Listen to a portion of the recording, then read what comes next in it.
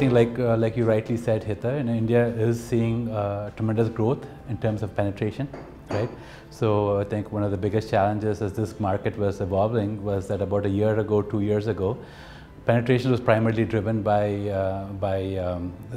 connected devices like the PCs, etc., and not necessarily on mobile. And when that was happening, the numbers were fairly small in India. So, depending on who you spoke to, the numbers were between 10 million, 20 million, 30 million. So people were still talking about those kind of numbers. And in a population of over a billion point two, that was a really, really small number. So as a marketer, for you to get reach, digital wasn't the right medium for you. So it worked really well for certain categories of customers, certain categories of products, but as a reach medium, it really wasn't working well for you. And that has changed. So that's really changing with the advent of mobile.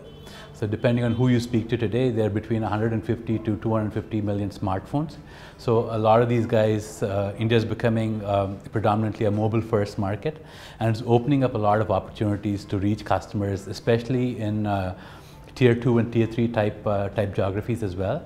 And we believe that once this really happens, once we see that growth happening, we're going to see more people from the buy side adopt to the medium, and we're actually starting to see that already.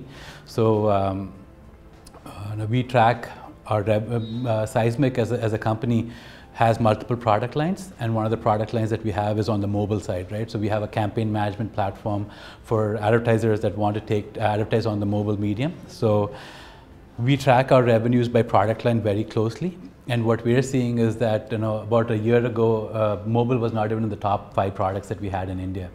And over the last 2 to 3 months, we're seeing that mobile is featuring more and more on our media plans, and we're starting to see a lot of advertiser interest on mobile. Obviously, they're starting small. They're starting to experiment on the medium, which is the way it should be, and really figure out what's working for them and what's not working for them. And I think once advertisers get a sense of what's working and what's not working, we're going to see a lot more growth in this medium. We're seeing some big advertisers take to the medium already. The Samsungs of the world, the Airtels of the world are really taking to the medium. And once their competitors start seeing the success that they're having, once other categories start seeing the success that these guys are having, I think it's going to do wonders for this medium. Digital is still so small in India. We're less than 5% of the overall advertising spends. But the moment time spent on the medium, the reach that you can get on the medium, the numbers start increasing, it's a no-brainer that advertisers will come to where the consumers are.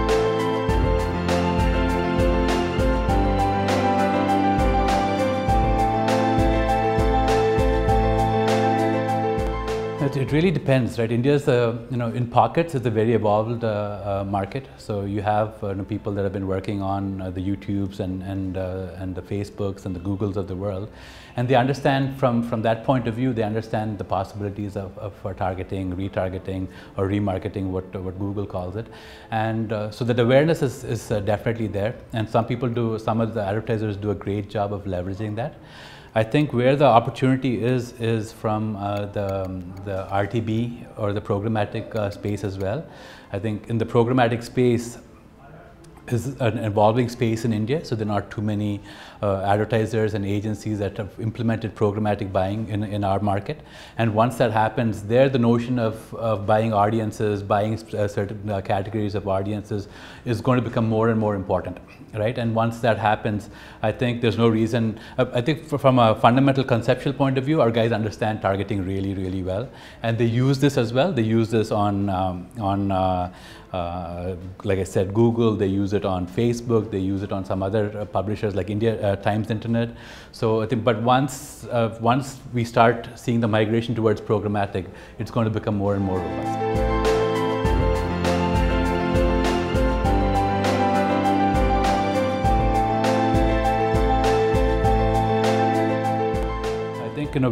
We as a company have been seeing fantastic growth over the last few years. So this year we're hoping to grow close to 50% versus what we did in last year, during the last year, and the festive season has been fantastic for us.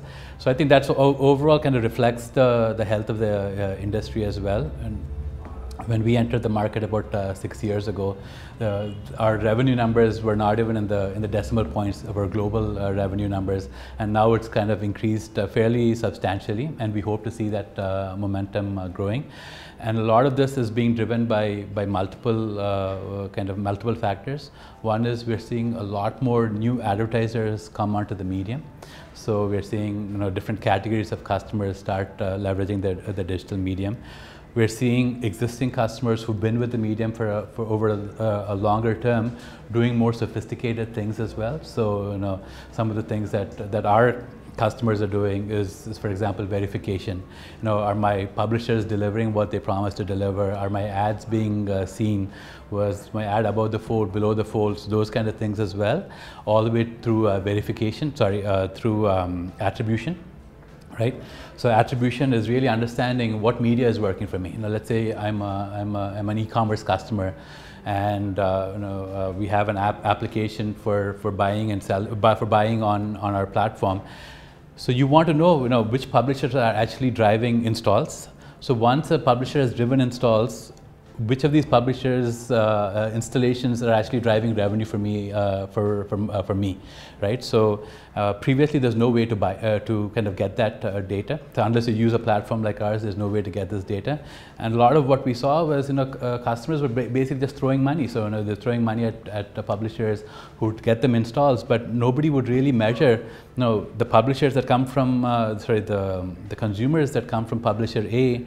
What kind of revenues are we getting from them? The customers that are coming from publisher B, what kind of revenues are we getting for them?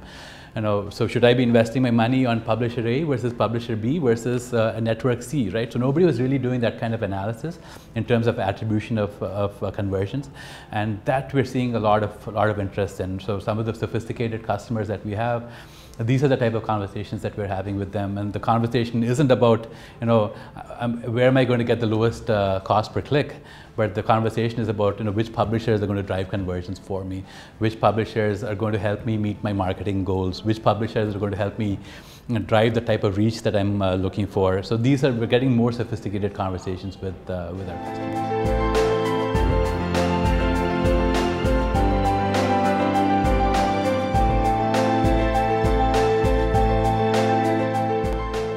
It's had a positive effect on the business. I think what we've done is we've done a good job of proactively reaching out to our customers and explaining to them the rationale for the rebranding. So it's been really well accepted in the market, and it's also a great conversation starter. Just like you're asking me this question, so every single meeting that we go into, so people ask us, so why did you guys rebrand as Sizmek? So it's always a great conversation starter as well. So I think it's been very positive for us overall. It really captures the essence of what we're trying to do as a brand. And the key focus area, if you have to name the number one key focus area, we'd say that's mobile. So mobile is a great opportunity in front of us. We have the market leading platform for mobile. We're a complete campaign management solution. So we have tools for creating the best creatives. We have the best measurement tools in the market. We have the best attribution tools in the market, and we have the best support in this market. So our team, like I said earlier, we have a team that's spread across the country. So we have teams in Delhi, we have teams in Bombay, in Hyderabad, in Bangalore, and so we really have fantastic coverage. And in digital, a big part of the challenge is support. Right, so having local support really makes sure that your campaigns, my advertisers' campaigns, my agencies' campaigns are happening as per plan, and there are no surprises. So I think the fact that we have the best mobile platform in the market, plus the fact that we have the best support in the market, we really are investing more and more in mobile, and we're seeing that growth happen from mobile as well. Another area that we're seeing a lot of growth is on video. So video is really driving this market. People are calling it Display 2.0, and it's really driving this market. It's a fantastic engagement medium as well. And video on digital gives you a lot more insights than video on TV or any other mechanism. So you don't measure just exposure, but you're also measuring engagement as well. And I think at the end of the day, that's what advertisers and agencies are looking for is, what's my exposure been, what's my reach been, and what's the engagement been with the brand as well. And using digital as a platform, we're able to get these metrics. So areas of focus for us, mobile, video, data. So at the end of the day, we're a data platform. So we're collecting tremendous amount of data across multiple touch points. So whether it's display advertising, whether it's mobile advertising, whether it's social, whether it's video, whether bringing in search data, we're able to do all this and create fantastic attribution models. And also using data to make better decisions as well. So these are the key areas, I'd say, mobile, video, and data.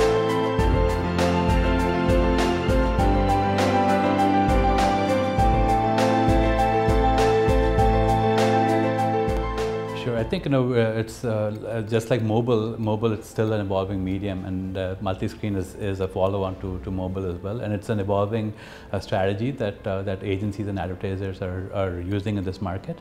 But obviously, some people are doing it more than the others. So we have telecom customers who do this really well, and we have certain other customers that are doing this really well. And so it really depends. And I think to answer your question, we're at the early stages of this, and I think some of the pieces are also missing in terms of how do you do multi-screen measurement as well. That's a problem that we're looking to solve, and hopefully we'll have a solution fairly soon in the market. And I think once some of the technology pieces fall in place, we're going to see a lot more uptake in terms of multi-screen as well. Right now, the biggest challenge is, I think, the awareness is there, and certain categories, multi-screen is for all categories it's relevant, but some categories have caught on earlier than others.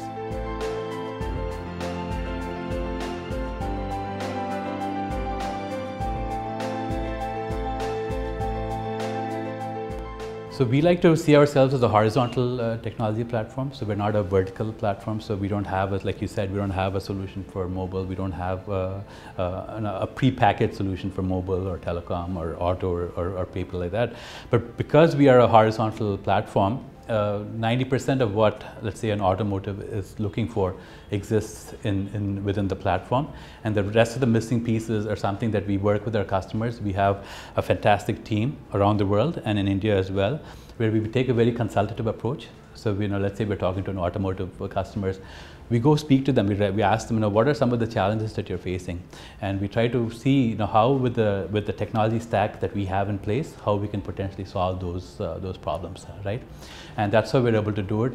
The market in India itself is fairly small, where there isn't room for vertical solutions at this point. You can't build a sustainable business by building a vertical solution at this point. So the market itself determines that we have to be horizontal, but the nature of the business as well is that we have to be a horizontal solution, right? So marketing is somebody that's important for an automotive customer, it's important for a telecom customer, it's important for an FMCG customer, and that's the market that we address is a campaign management platform for marketers. So it's the same solution, whether the fundamental platform is the same depending, it doesn't depend on which category that you're